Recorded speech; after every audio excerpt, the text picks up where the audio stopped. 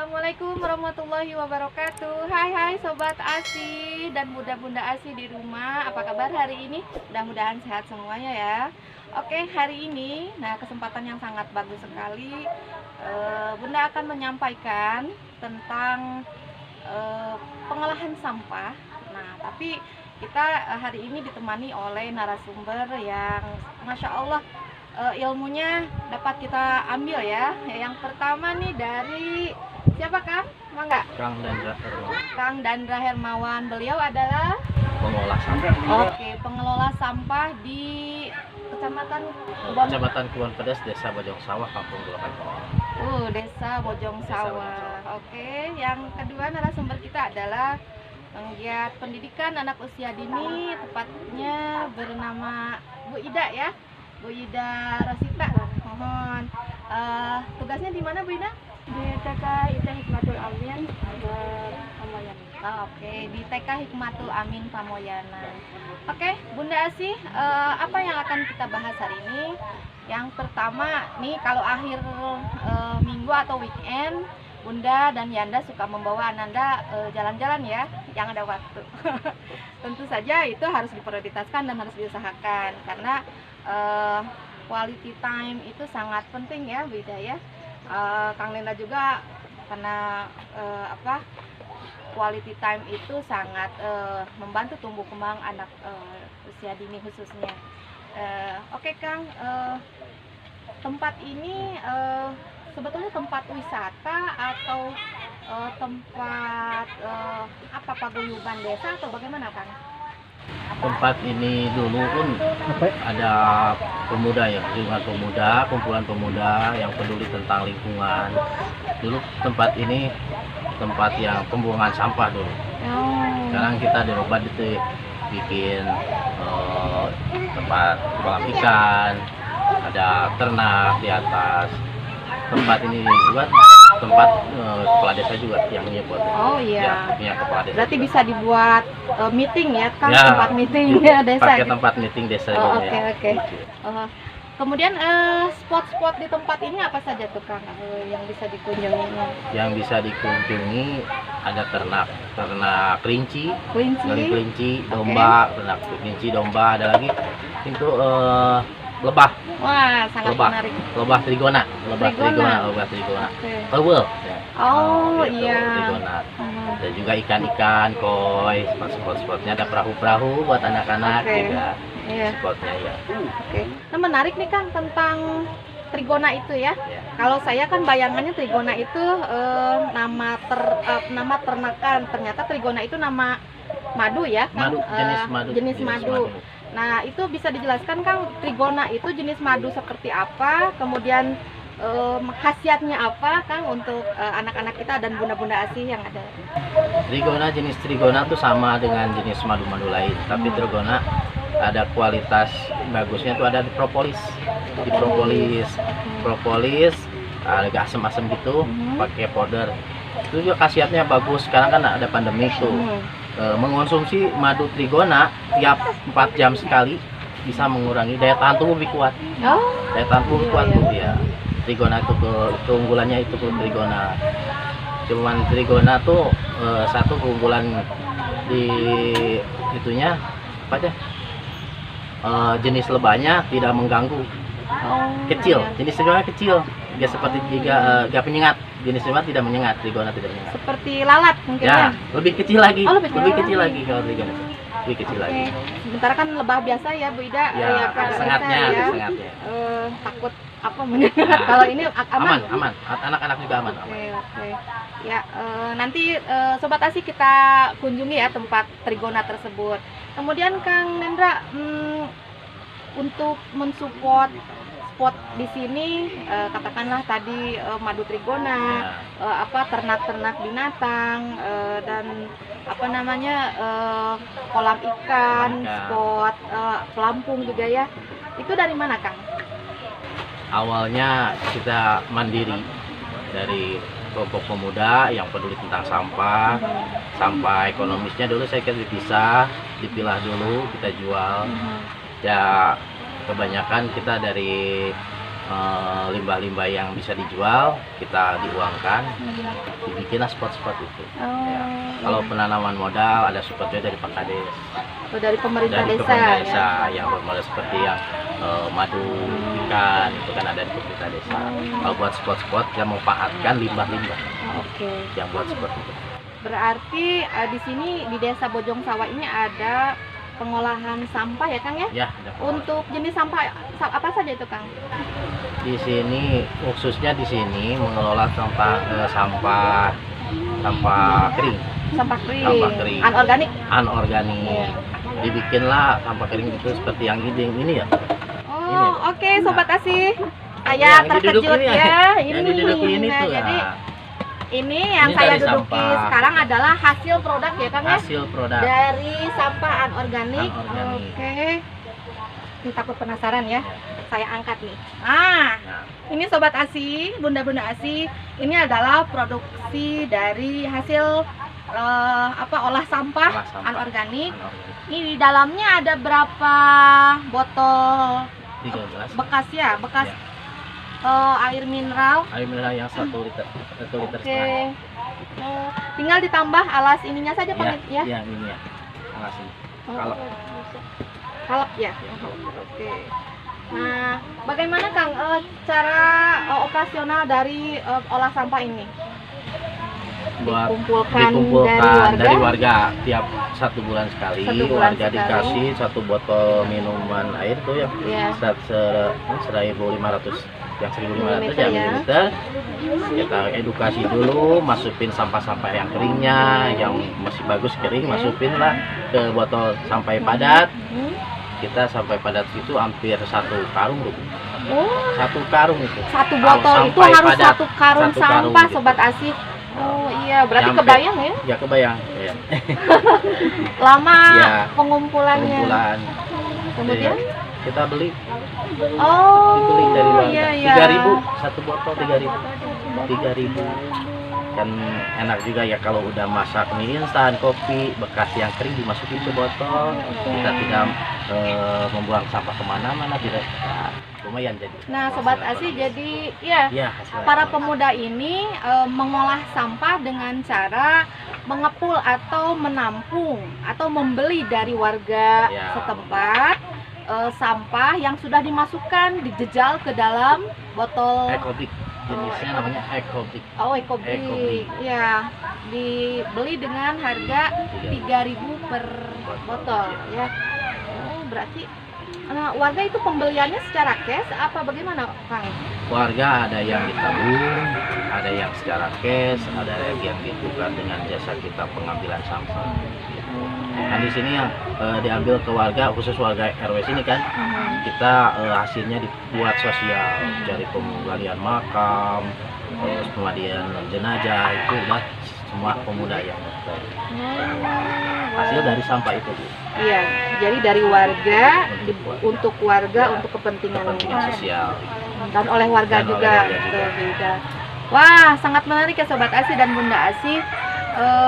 Hal yang harus kita tiru tentunya ya, yang sangat inovatif tentang pengolahan sampah. Nah, hari ini yang kita rasakan kebingungan kita sebagai ibu rumah tangga, Bu Ida ya, tentang cara penanggulangan sampah. Hal terakhir kan Kang Dendra, kebanyakan itu orang dibakar atau dibuang ke sungai. Terjadilah banjir. Nah, hari ini saya ingin tanyakan kepada Bu Ida sebagai penggerak dari pendidikan anak usia dini, Bu Ida.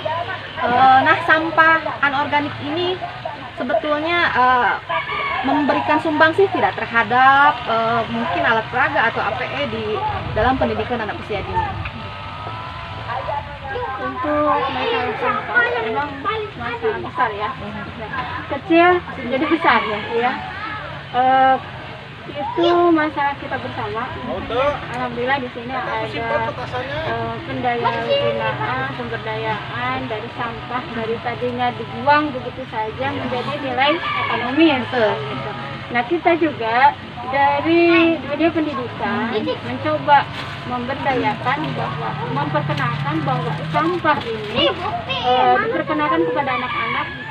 Tidak semua sampah tidak berguna lagi, tapi mempunyai nilai guna yang lain ya. Tentunya ada nilai ekonomis yang kayak tadi diolah menjadi bermacam ini. Kalau udah dijual berapa ya nilainya mungkin ada ya ada nilai estetik juga kan istilahnya di sini. Kalau dinilai dengan uang mungkin tidak ternilai ya sebenarnya dengan adanya pengolahan sampah ini. Nah, untuk di sekolah sendiri kami tentunya ada pemberdayaan atau kegiatan akhlakul karimah ya, pembiasaan membuang sampah pada tempatnya gitu kan, memilah-milah mana sampah yang kering, mana sampah yang basah gitu kan, yang anorganik dengan organik. Nah, kemudian dari ibu gurunya sendiri, ibu guru sendiri bisa mengelola sampah itu untuk menjadi bahan alat permainan untuk anak ya. Contoh misal dari ini, dari air mineral, bekas air mineral ini, dari tutupnya sendiri, ini kan biasanya suka ini ya, dibuang begitu saja. Betul. Ini sebenarnya mempunyai daya nilai buat ibu guru ini. Permainan yang bisa membuat anak belajar dan bermain dengan ini, istilahnya dengan tutup botol seperti ini. Ini bisa kan ada yang berwarna biru gitu kan, merah, pengenalan warna ya.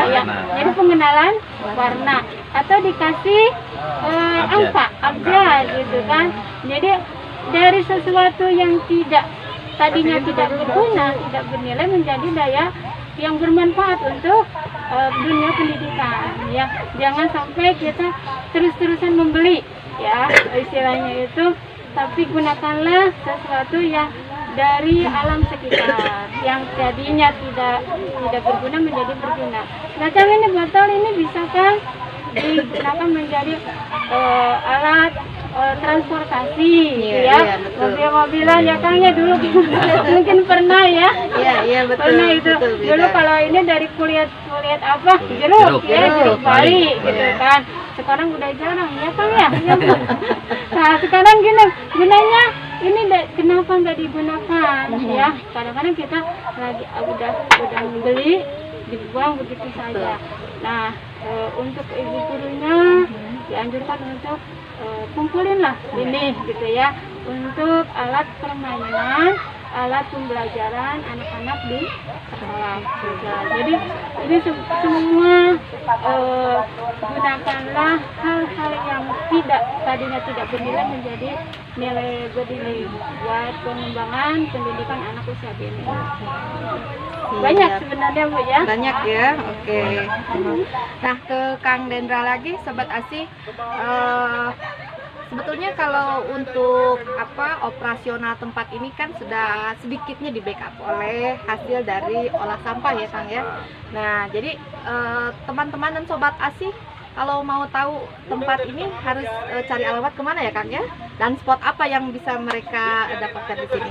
Alamat tempatnya di Jalan Gandasoli, Jalan Gandasoli, RW 9, RT 1, Desa Bojong Sawah, Kecamatan Kebon Pedas, De Bapoy. De Bapoy. De Bapoy, Saung De Bapoy. Dan Ramah Saku ya Kang? Ya. Ramah Saku. Baik Sobat ASI, statement terakhir dari Kang Dendra dan Bu Ida juga. Kang Dendra, pesan untuk masyarakat dari Kabupaten Sukabumi dan secara luas tentang pengolahan sampah nih, ada pesan-pesannya mungkin Kang Dendra? Enggak? Pesan-pesannya untuk warga sekitar warga Sukabumi, jangan dianggap sampah itu barang yang kotor, apalagi kelihatan jorok. Lihatnya dari hasil kreatifnya yang dipakai sekarang sehari-hari kebanyakan dari sampah. Betul. Itu sekarang yang musim kemang-kemang, pot kemang, itu kan awalnya dari gitu, limbah-limbah plastik yang diolah dibalik lagi ke kita. Ya, yang penting kita mengumpulkan sampah plastiknya, dikumpul lagi, diolah lagi, balik lagi ke kita. Gitu. Coba kalau semua sadar tentang sampah, bisa memilah sampah ekonomis, sampah sampah basah, sampah kering harus bisa dipisah. Insya Allah lingkungan Berdaya. kita enak, bersih, nyaman. Ya mudah-mudahan kedepannya semua udah sadar tentang lingkungan. Dan alam juga terselamatkan Ya, ya Kang ya. itu. Oke, betul. Nah, untuk Mbak Ida nih terakhir pesan-pesan untuk yang pertama untuk guru-guru tentang pemanfaatan dari limbah sampah, dan yang kedua untuk para orang tua. Bagaimana Mbak Ida, mangga? Untuk guru-guru di mana saja berada, mulai dari tingkat PAUD sampai tingkat yang tertinggi, marilah kita bawa anak-anak kita ke alam, kembali ke alam. Karena dari sanalah anak-anak kita akan tumbuh menjadi anak-anak yang penuh mempunyai jiwa bebas, tidak terkungkung dengan dunia yang sekarang ini makin sempit membawa anak-anak kita yaitu ke satu tablet kecil yaitu handphone yaitu ya gadget itu ya. Mari anak-anak kita kembalikan ke alam, biarkan mereka bebas mengeksplorasi kemampuan mereka dari sejak dini. Untuk anak-anakku yang tercinta dimanapun kalian berada, cintailah alam kita sekitar kita, karena insya Allah dengan mencintai alam, kembali kepada alam, kalian akan menyadari bahwa kalian tumbuh dan akan dewasa dengan alam itu sendiri. Oke, terima kasih Bu Ida. Sukses untuk The Bapoy ya Kang ya, The Bapoy, sukses untuk pengelolanya, semoga semakin maju dan membawa banyak manfaat untuk lingkungan sekitar dan untuk masyarakat secara luas. Bu Ida, terima kasih. Mudah-mudahan pendidik anak usia dini juga lebih berdaya dalam hal pemanfaatan limbah sampah ya Bu Ida ya. Oke, kita ketemu lagi di segmen yang lain, di tema yang lain yang lebih tidak kalah menariknya. Semoga tetap sehat dan jaga kesehatan dengan cara menjaga protokol kesehatan. Dan ingat, tetap bahagia. Salam ASI. Assalamualaikum warahmatullahi wabarakatuh.